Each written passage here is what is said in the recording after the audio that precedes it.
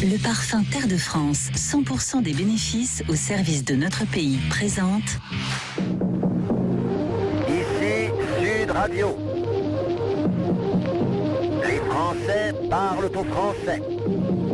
Les carottes sont cuites. Les carottes sont cuites. Sud Radio Berkov dans tous ses états. Aujourd'hui, la Commission nationale de l'architecture et du patrimoine se prononce sur le projet de rénovation de Notre-Dame. Ce qui ne veut pas dire que la décision est prise, c'est un avis consultatif. Mais effectivement, qu'est-ce qui se passe à Notre-Dame après le drame d'avril 2019 ? Qu'est-ce qu'on veut faire ? Qu'est-ce que le diocèse veut faire ? On en parle avec un homme de l'art. À tout de suite. Il y a eu une pétition qui a circulé, signée par 100 personnalités, qui est parue en même temps dans la revue La Tribune de l'Art et dans le quotidien Le Figaro. Didier Rickner, bonjour. Bonjour. Vous êtes directeur de la rédaction de La Tribune de l'Art. Et effectivement, j'ai lu cette pétition. Et effectivement, on peut se poser des questions. Alors, qu'est-ce qui se passe ? Qu'est-ce que le diocèse veut faire de cet intérieur de Notre-Dame et pourquoi vous avez réagi de cette façon ?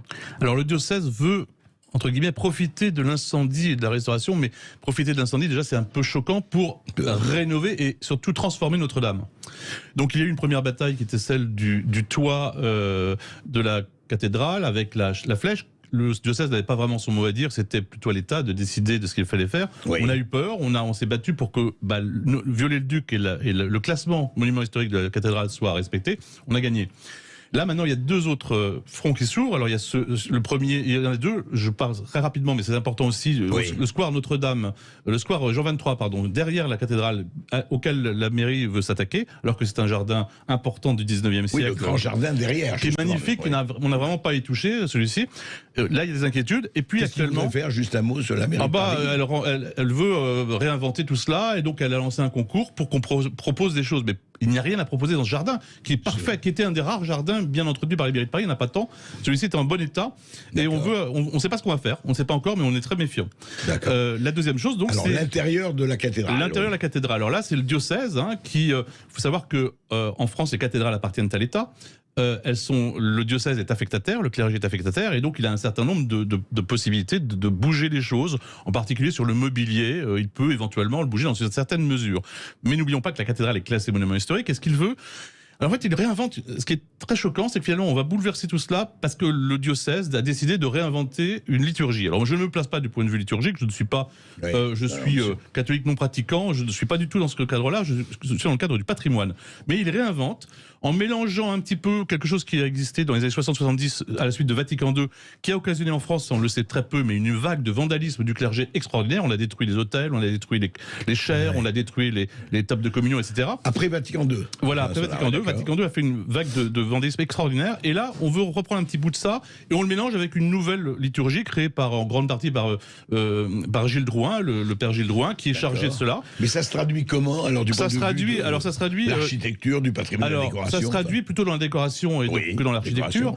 Et on va restaurer donc toutes les chapelles des bas-côtés, de part et d'autre. Et là, il veut systématiquement enlever au maximum de choses de Viollet-le-Duc, par exemple sur les hôtels de Viollet-le-Duc qui seront conservés, mais qui seront finalement conservés tout seuls, sans leurs ornements d'orfèvrerie, qui sont dessinés par Viollet-le-Duc et faits par les plus grands orfèvres de l'époque, sans les sculptures. Qui sont des chefs-d'œuvre artistiques. Tout à fait. Dont une partie déjà a été enlevée.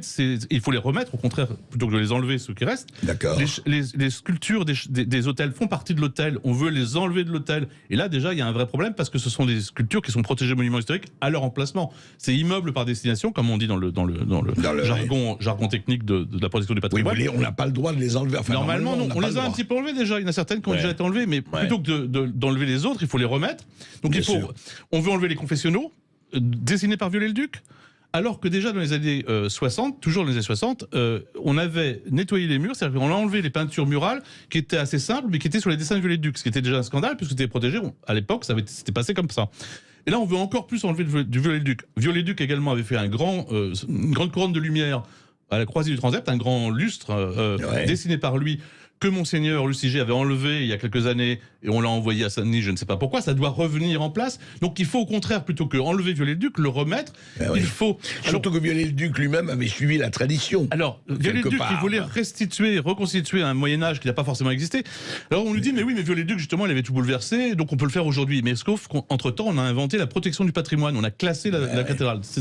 Et ça, c'est très moderne comme idée. On nous fait passer pour les passéistes alors qu'on est très moderne. Modifier tout le temps tous les monuments historiques, c'était avant. Maintenant, ça ne se fait plus normalement. Une autre chose très gênante, c'est qu'on veut remplir la cathédrale, toutes ces chapelles, d'art contemporain. Alors, je ne suis pas ponctuellement pour rajouter une œuvre d'art contemporain, ponctuellement, faite avec respect, etc. Mais là, on nous en met systématiquement dans toutes les chapelles pour qu'elles dialoguent, entre guillemets, avec les œuvres anciennes. Alors, ça, c'est vraiment la tarte à la crème. On est postmoderne, presque. Voilà, on va faire dialoguer les œuvres. Parmi ces œuvres, on ne sait pas très bien ce qu'elles seront. Donc, le projet va être validé, sauf qu'on ne sait pas quelles sont ces œuvres. On va mettre du Jeff Koons, par exemple, les tulipes. Pourquoi pas? Non, on parle d'artistes comme Anselm Kiefer, par exemple, je crois. Mais Anselm Kiefer, il faut savoir qu'il a mis dans le Panthéon, ça, c'est pas l'église, hein, c'est le Panthéon. Mais c'est le bâtiment, le Panthéon était à l'origine une église. Et on a fait rentrer Anselm Kiefer, qui s'est installé là comme le coucou, c'est-à-dire qu'il s'est mis devant les peintures murales du XIXe siècle. Et le ministère de la Culture a dit c'est fantastique. Or, l'intervention d'Anselm Kiefer, qui n'est pas un mauvais artiste, qui est un bon artiste, n'est pas bien au Panthéon. Je vois pas pourquoi ce serait forcément mieux à Notre-Dame. Et en plus, on veut projeter sur les murs. Alors, on nous dit on va rendre plus intelligible tout cela pour ceux qui ne sont pas de culture chrétienne ou catholique. Mais c'est pas vrai, parce que moi, j'ai vu le projet, je l'ai pas compris. Hein. Alors, donc, si je le comprends pas. C'est quoi les projections sur les murs? De projections, alors on parle de faire des projections de paroles de l'évangile. Alors, des paroles, mais 2 mots. Hein. On va me présenter 2 mots. Je sais plus. Amour, c'est ça, voilà, amour, quelque chose. Voilà, et puis on va les transformer peu à peu en écriture chinoise, en écriture arabe, on va la traduire dans toutes les langues, parce que ça doit être œcuménique. Mais je suis désolé, il faut effectivement instruire les gens qui visitent et qui ne sont pas de culture chrétienne, mais il y a des moyens, on peut mettre des panneaux, on peut avoir éventuellement, pourquoi pas un podcast, des choses comme ça, mais pas en transformant la cathédrale, en l'illuminant avec des choses qui ressemblent plus à un parc d'attractions. Alors, je dirais pas Disneyland, parce que si on allait à Disneyland et qu'on voyait ça, on s'ennuierait beaucoup. Hein. Disneyland, c'est beaucoup plus marrant. D'accord. Donc, c'est pas Disneyland, mais c'est un peu n'importe quoi. Je comprends. Mais alors, ce qui est étonnant dans cette histoire, il y a beaucoup d'églises modernes qui ont été construites bien après. Enfin, non, mais là-dedans, derrière, il y a quelque chose de fou qui est quand même, je ne sais pas si vous en... qui participe d'une espèce de cancel culture qui ne dit pas son nom. Je m'explique. Non, je veux dire, on va pas jusque-là. Mais quand même. Non, mais comment dirais-je, Notre-Dame, c'est un tout, c'est quelque chose qui a été construit, effectivement, changé, rénové, etc. Mais là, on a l'impression qu'il y a derrière une idée, il faut être à la hauteur de tout le monde, mais on n'a qu'à donner des micros et, vous savez, des enregistrements où les gens peuvent écouter. Exactement, c'est ce que je parlais quand j'ai des podcasts, c'est ce genre de choses. Voilà. Je ne parlerai pas ici complètement de cancel culture, ça me paraît un peu excessif. Je suis un farouche opposant à la cancel culture, au décolonialisme, à l'inclusion inclusive, enfin bref, tout cela qui est absurde, où des gens qui n'ont rien subi, qui n'ont pas subi quelque chose, viennent demander le pardon à ceux qui n'ont pas commis quelque chose. Donc ça, c'est fantastique. Mais je crois pas qu'on n'est pas là-dedans. Bien sûr, il y a un petit peu peut-être une idéologie derrière. Quelque part derrière. Peut-être. Ouais. Mais c'est pas le cas ici, mais ça n'en reste pas moins tout à fait discutable. Alors, justement, aujourd'hui, ça en est où exactement? Alors, c'est présenté. Alors, le projet est un projet pour le moment. Alors, c'est ce qu'on nous dit aussi quand on dit mais ça va pas, ça. Mais ils disent mais attendez, ne vous inquiétez pas, ce n'est qu'un projet. Ce sont des hypothèses. À un moment donné, il y avait eu l'hypothèse d'enlever les vitraux de Viollet-le-Duc. Mais ce n'était que des hypothèses. Mais quand on va jusque-là dans les hypothèses, ça veut dire qu'on est prêt à faire n'importe quoi. Voilà, le ministère de la Culture a mis le haut là.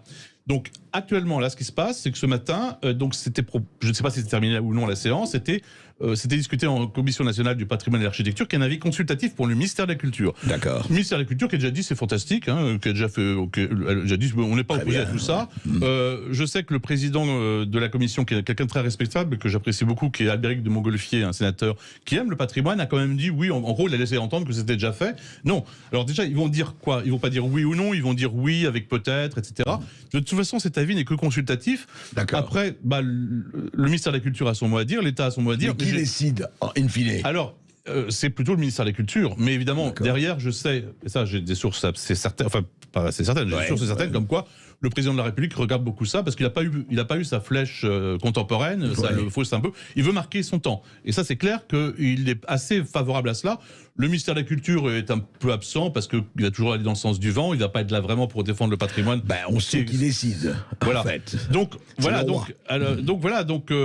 Il y a tout. On peut s'inquiéter. Néanmoins, les travaux sont loin d'avoir commencé parce qu'il faut d'abord restaurer les chapelles. On a restauré 2 ou 3 chapelles pour le moment. Les travaux. Donc ça ne commencera pas avant 3-4 ans. Donc il y a une forte opposition qui se manifeste dès maintenant. On l'a vu dès maintenant, puisque avec avec la pétition, beaucoup de gens sont opposés, et puis les gens sont très... Et en plus, l'argent, ça coûte très cher.